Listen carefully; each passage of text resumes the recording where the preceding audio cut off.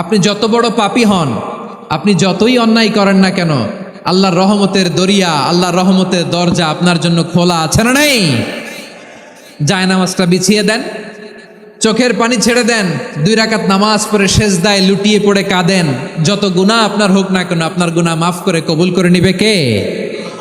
মুবাশশিরাম বিরহমাতিল্লাহ, বিশ্বনবী তিনি সুসংবাদদাতা, বেয়ারার of glad tidings, সুসংবাদ দেন। পাপী অবাধ্য সীমালঙ্ঘনকারীদেরকে তিনি আল্লাহর রহমতের সুসংবাদ দেন। আল্লাহর রহমত থেকে মুখ ফিরিয়ে নিও না।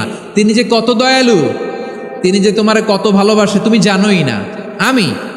আমি আমাকে যত বেশি ভালোবাসি তার চেয়েও আমাকে বেশি ভালোবাসে কে? সবাই বলে নাই, বুঝতে পারে নাই বোধহয়। আমি আমাকে যত বেশি ভালোবাসি তার চেয়েও আমাকে বেশি ভালোবাসে কে? আমার মাতা পিতা আমাকে যত ভালোবাসে তার চেয়েও আমাকে বেশি ভালোবাসে কে?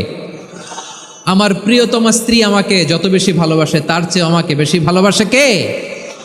মুবাশশিরাম বিরহমাতিল্লাহ, তিনি আল্লাহর রহমতের সুসংবাদ দেন। আবার আমরা যখন দোয়া পড়ি, আমরা পড়ি রব্বানা আতিনা ফিদ দুনিয়া হাসানাতাও ওয়া ফিল আখিরাতি হাসানাতাও ওয়া কিনা আযাবান নার। আল্লাহ দুনিয়ার কল্যাণ দাও, আখিরাতের কল্যাণ দাও, জাহান্নামের আগুন থেকে বাঁচিয়ে দাও, পড়ে আমিন। ওয়া কিনা আযাবান নার মানে কি? আল্লাহ তুমি আমাদেরকে বাঁচাও আগুনের শাস্তি থেকে। এটা বিশ্বনবীর সবচাইতে প্রিয় দোয়া ছিল। নবী যখন তাওয়াফ করতেন, প্রতিটা তাওয়াফে তিনি এই দোয়াটা পড়তেন। রুকনে ইয়ামানি থেকে হাজরে আসওয়াদে যখন তিনি যেতেন, এই দোয়াটা পড়তেন, রব্বানা আতিনা ফিদ দুনিয়া হাসানা ওয়া ফিল আখিরাতি হাসানা ওয়া কিনা আযাবান নার। আল্লাহ দুনিয়ার কল্যাণ দাও, আখিরাতের কল্যাণ দাও। আল্লাহ জাহান্নামের আগুনের শাস্তি থেকে তুমি আমাদেরকে বাঁচাও। আওয়াজ করে সবাই পড়ুন আমিন।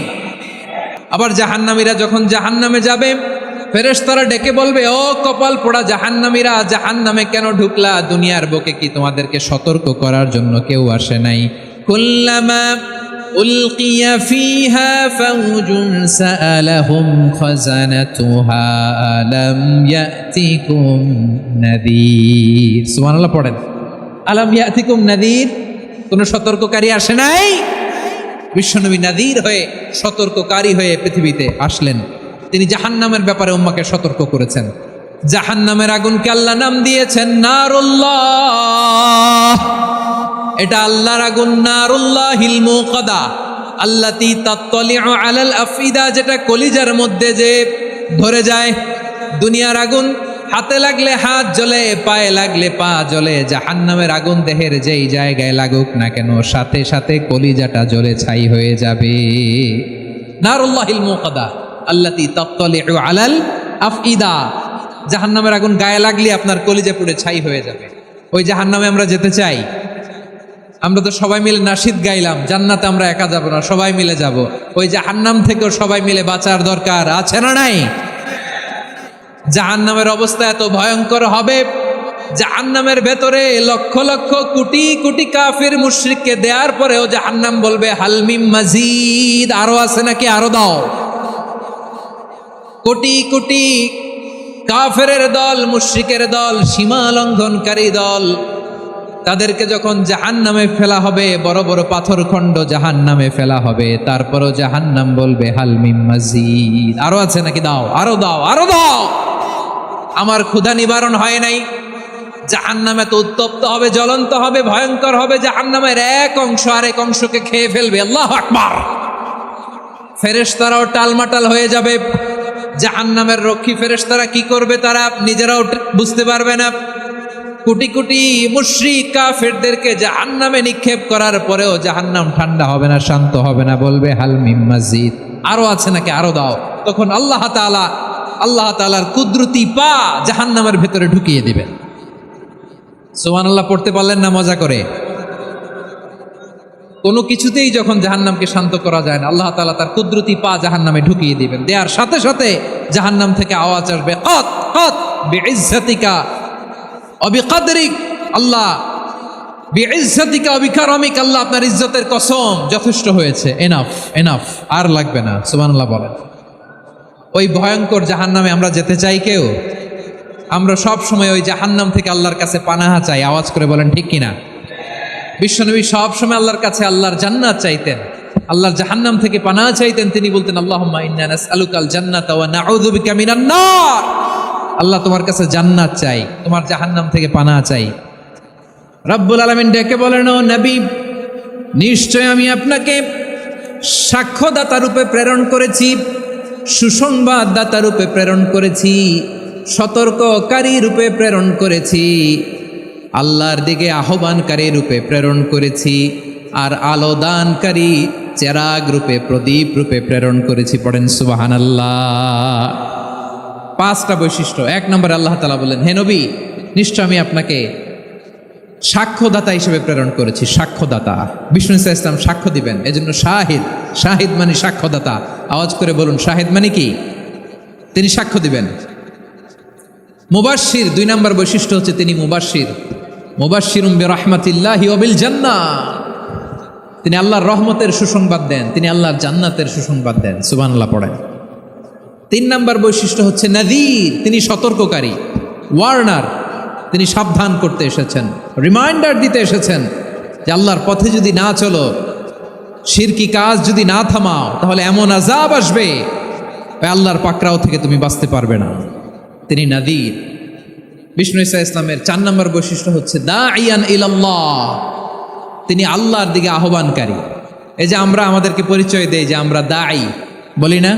বলি যে উনি হচ্ছেন একজন দাঈ ইলাল্লাহ। বহু বচন আমরা বলি আদ-দুআত ইলাল্লাহ। এটা কোরআনের এই আয়াত থেকে এসেছে। সুবহানাল্লাহ পড়েন। ওয়া দাঈয়ান ইলাল্লাহি বিইذনিহি, আল্লাহর আদেশে বিষ্ণু ইসা ইসলাম আল্লাহর দিকে মানুষকে ডাকেন।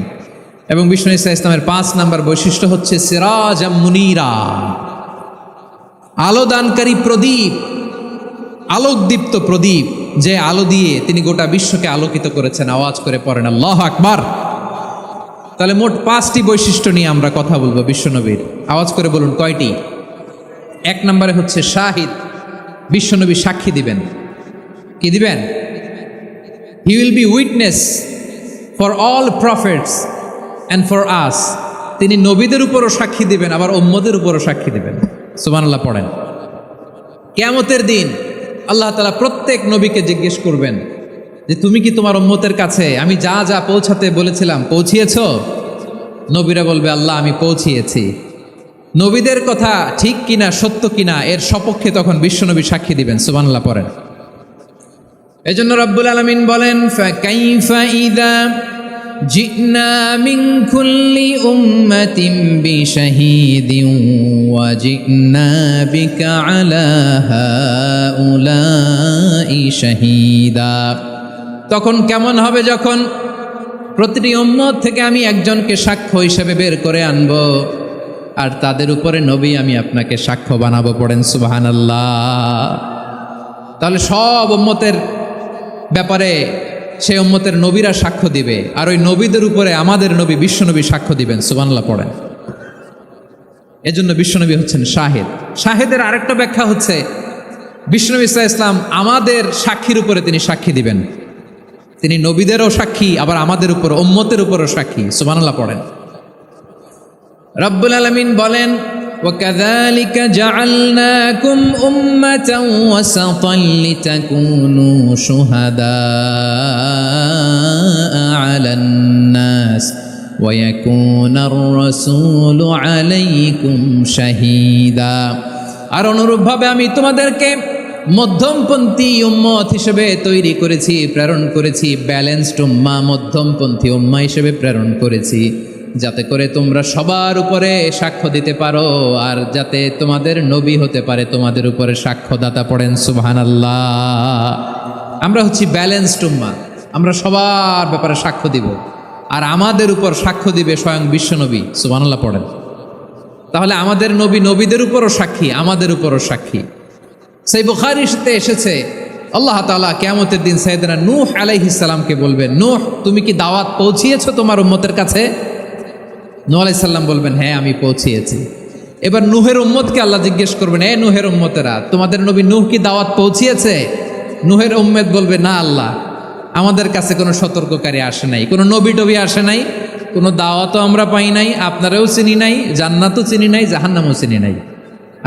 নূহ আলাইহিস সালাম বিপদে পড়ে যাবেন।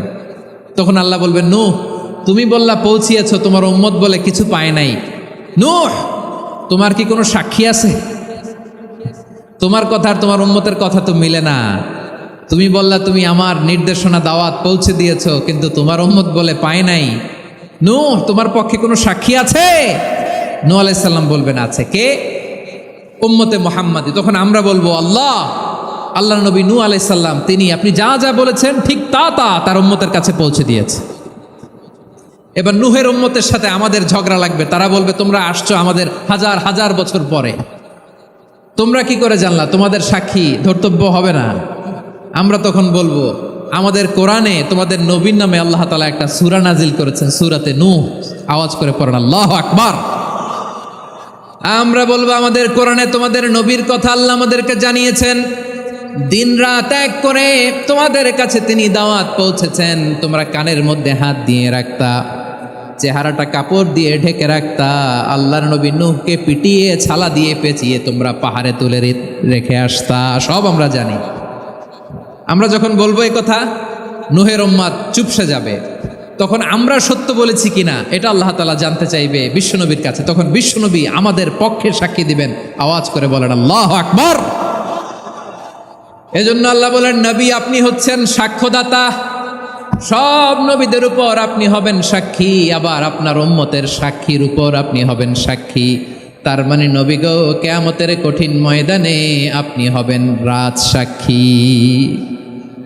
বিশ্বনবী কি সাক্ষী? আওয়াজ করে বলেন, রাজ সাক্ষী, সব সাক্ষীর বড় সাক্ষী। এজন্য বিশ্বনবীকে আল্লাহ তাআলা প্রথম যে বৈশিষ্ট্যটা দিয়েছেন সেটা হচ্ছেন শাহিদ। তিনি সাক্ষ্যদাতা, witness for all messenger of God and for all of us. সুবহানাল্লাহ পড়েন। তাহলে এক নাম্বার বৈশিষ্ট্য বুঝতে পেরেছেন?